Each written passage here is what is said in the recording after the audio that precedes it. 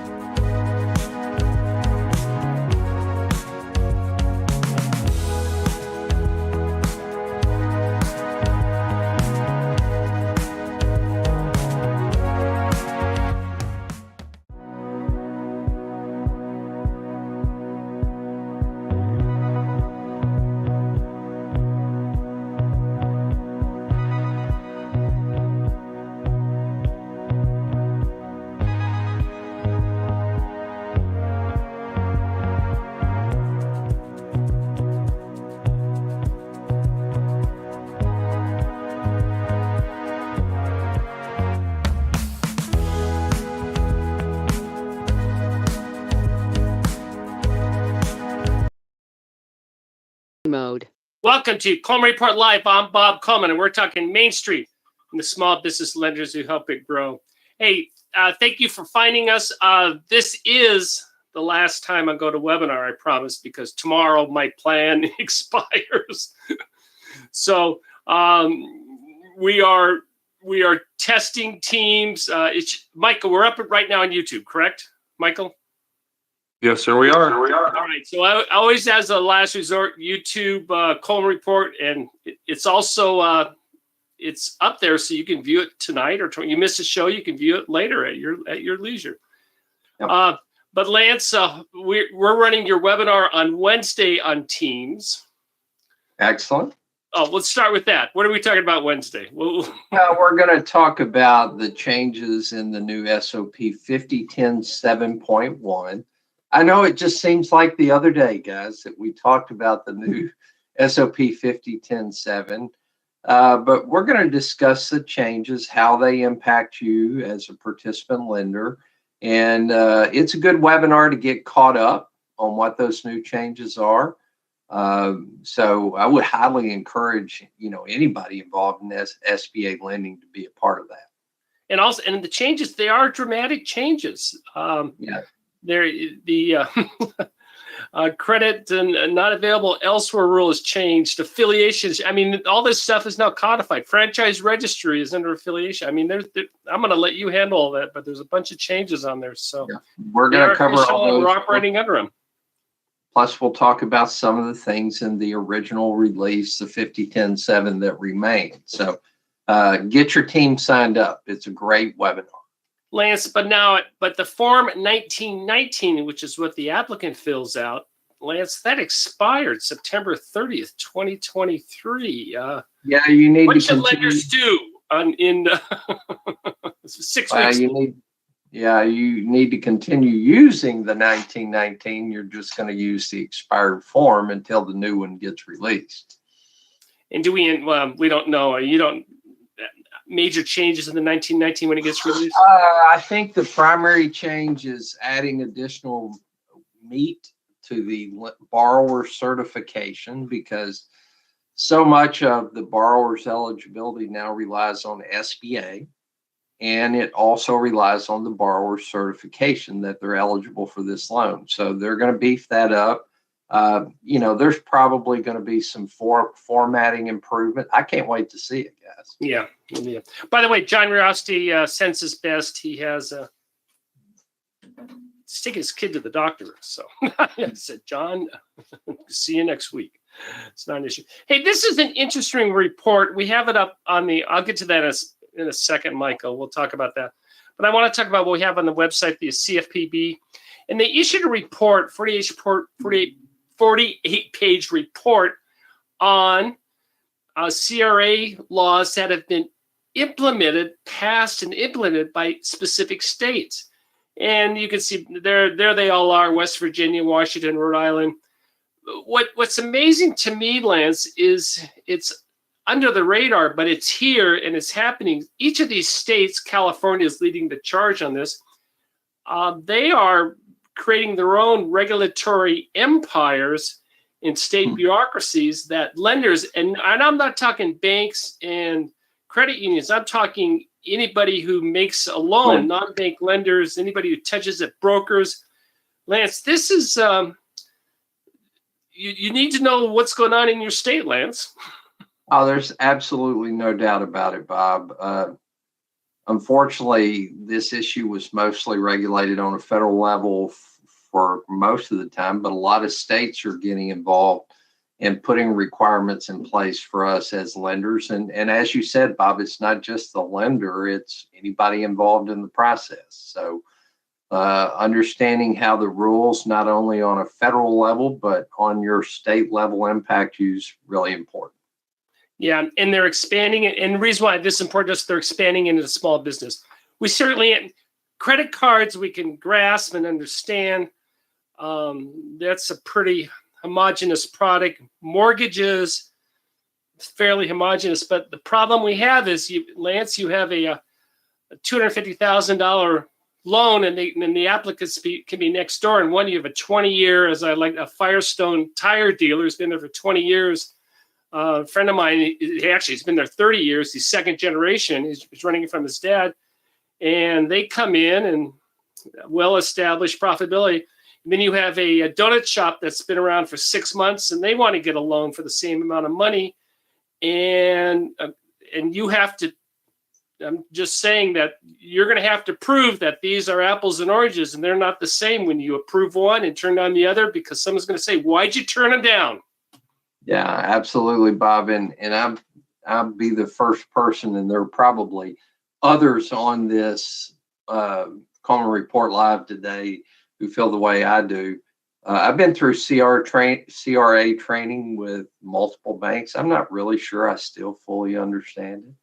It's a pass. I read the report from last month, and there was a majority of them passed it. Then there was a couple that said needs improvement, and there was one that just had the rating was a 0, which that's not your good. Management, that's not good. No, not at all. No, it's certainly something you need. And larger institutions, Bob, have CRA officers who help us who don't have or didn't really fully understand, but help us understand what we need to do to be compliant. Yeah, and it is, and I don't have a solution. I'm just reporting that this is becoming more and more prevalent, and it should be on your radar. You should be aware of it. That's all that I'm really saying. Hey, I've been doing some fun things on stats. You all know I love stats.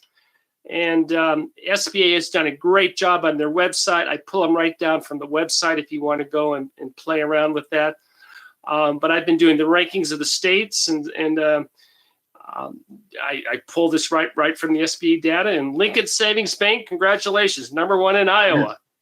And you can see the rest of the banks. And Central Pacific Bank in Hawaii just edged out, I believe it was Live Oak. Well, Live Oak has just edged them out by number, but Central Pacific by number of loans. Live Oak by 110,000. Well, and it looks like Central Pacific definitely is getting a grip on the administrator's desire to do smaller loans. Look at that loan size. Markets. Yeah, average loan size of 77,692, which is very impressive compared to everyone else on the list. So we've heard a lot this year about small loans and the need for more small loans. Well, they're absolutely doing it. And while the CRA is nebulous in its gray area, when they can put those type of stats up, that is definitely a plus for Central Pacific Bank. And you can see in Lincoln Savings at 360,000. I think, it is second to the. It's a fairly minimal loan size. Go ahead, Lance. Well, these rankings are important, Bob. I've had the pleasure of building SBA departments in a couple of banks in my home state. And Bob, we live on these rankings. When I had an institution that was not in the top 10 and suddenly we were able to get up to #2 in our state, we were very excited about that. So these rankings are important to lenders. Now, quite often you'll see you've got some nationals on this list: Newtek, Celtic Bank, TD Bank, Live Oak Bank. There's some nationals on this list, but these lists are important to SBA participant lenders as a measure. By the way, open invitation if you want to come on and talk about your institution. We had Adam Siri on Friday talking about Harvest. We have a lender coming in on next Friday, pointing out that while they may have been third on the list, they were #1 by loans made. And I said, well, come on to the show. And I absolutely, that's a #1 lender in my mind. If you're #1 by loans, you're #1 by loans. So anyway, open invitation if anybody wants to come and talk about your footprint lending. I would be fascinated, as I know other people would be. Hey, Lance, I apologize. I just looked here. Let me do this here. Maybe that. Yeah, I'm going to let you. Oh, there I am. Lance, how should I set this up? Working with your kids when you're the parent is awesome. I don't know how awesome it is for the kids, but for well, Bob, it's okay. Go ahead, Lance. Well, Bob, getting an opportunity to work with Delaney on the servicing and liquidation newsletter has been incredible. I remember as the girls were growing up, they all stated that, they were going to do something completely different, not connected to what their dad did. My middle daughter is now a strong loan underwriter / loan assistant at a lending institution. Very proud of her efforts. And then Delaney has been writing about SBA, which is fun. So we have a new servicing and liquidation newsletter product that that is out, and we're going to try to give you some quality content. So Delaney and I started working on a case study, Bob, for the offer and compromise, and it was actually really fun to work on with her. We blended some of the old with some of the new to come up with a case study to kind of give you an idea of when an offer and compromise might be appropriate. It's kind of fun because this is the case. I did an offer and compromise about 10 years ago, and this was, I changed the industry, the dollar amounts, but I also wove in some current economic information that impacted the business as well. So it was really fun to put together, and we hope in the news, well, we don't hope, we're going to, in the newsletter, continue to provide very relevant examples of things like offer and compromise, litigation plan, liquidation plan, things like that, that you can use in your institution. Now, Bob, we had this conversation before we started the show. If everybody takes a look at their portfolio honestly, there are some cracks in SBA portfolios. There are more liquidation cases than there have been since, gosh, Bob, I can't, probably at least 7 or 8 years, 9 years ago. And I believe that over the next year or so, we may see similar levels of non-performing loans in the SBA portfolio to where they were at during the Great Recession. So understanding servicing and liquidation is very important. This newsletter, and Bob, you can share with them how to get signed up and what it costs, but we're trying to make an effort to make it something that's very usable for your team, that has examples that you can follow. And the first launch we're going to have is the offer and compromise. And well, we've already launched it. We did last week on a general offer and compromise 8 tab, how to fill that out. This week we're doing the responsibilities of the lenders on reporting credit to credit agencies, the credit reporting. And this one is the case study. And Lance, as you said, I glanced at it and I loved it, because this is not a fill in the blank and you get a score. This is artistry. This is creativity. Wow. In terms of, you have to tell the story and say why you want to do what you want to do and why this is fair for the bank, the government, and the borrower. Well, and I tried to include enough loan level detail and detail about the actual liquidation to allow you to see, why an offer and compromise might be appropriate in this circumstance, and enough information to help you understand why the bank would have approved it and why SBA would approve it. So this comes from, I stole it from Ethan Smith, the Starfield and Smith. Ethan, I haven't talked to you in a while. Hello. But as he said, offer and compromise is a great tool to get the borrower on your side in a potentially nasty litigation, as opposed to going down that road. Say, you know what, maybe we can all work together and get you out of this. SBA wants to approve offers in compromise. They believe in life after death. They don't believe that you should be shackled with this. And they want, as I said, they want to get off their books and they want to be fair. So it's a great, great tool. And Lance, you're absolutely right. Interest prime at 8.5%. You're going to have a lot of small businesses aren't going to be able to afford that shock. And with other economic impact that they could have, it's going to be, it's out there. Anyway, Bob, when I was operating, my small business rates were approximately where they are today. And, the difference is not businesses, 30 years ago were stronger than businesses are today. It's just all of our budgeting and planning then was based on a 10, 11, 12% rate. What happened to our small businesses here, as we all know, they all planned on a 6% rate, and all of a sudden they have a 12% rate. Planned on 6% rate and planned on in 2019 when they started the business, planned on a nice even economic growth, and that didn't happen, and rates went up and wages are going up and vendor costs are going up. And you need to be a Renaissance person to successfully be an entrepreneur today. And I think it's a lot tougher to be an entrepreneur today than it was 20 years ago. What do you think about that, Lance? I do think it is, Bob. The competition is different today than it's ever been.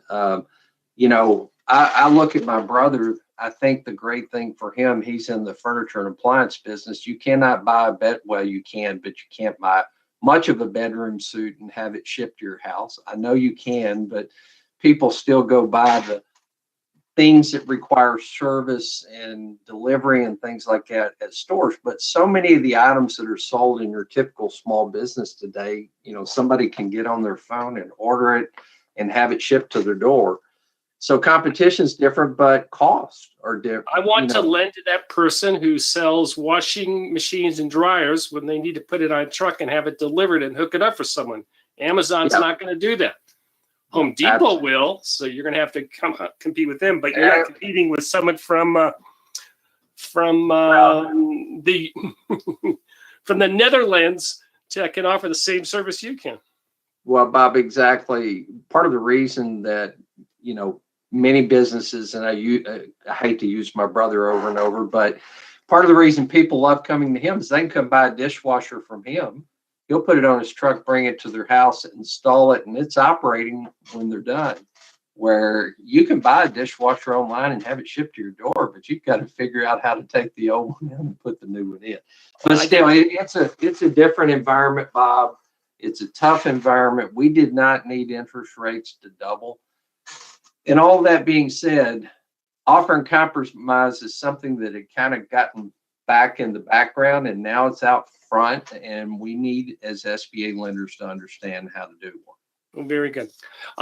So what's going to happen on Friday for the show is it will be on YouTube as the backup, but Michael has promised me that he has the webinar hosting all set up. And Michael, I'm going to throw you under the bus if it doesn't work. So the pressure's on you, kid. And Michael, we're going to be ready for Friday. I love that. So, Michael, what's going to happen? You're going to send him a link? Is that how this is going to work?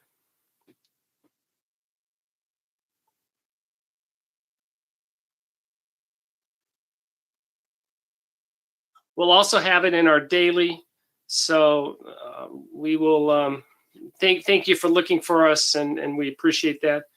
But we're moving forward, and that's our plan. Hey, Lance, thanks for your insight. I appreciate it. Great conversation.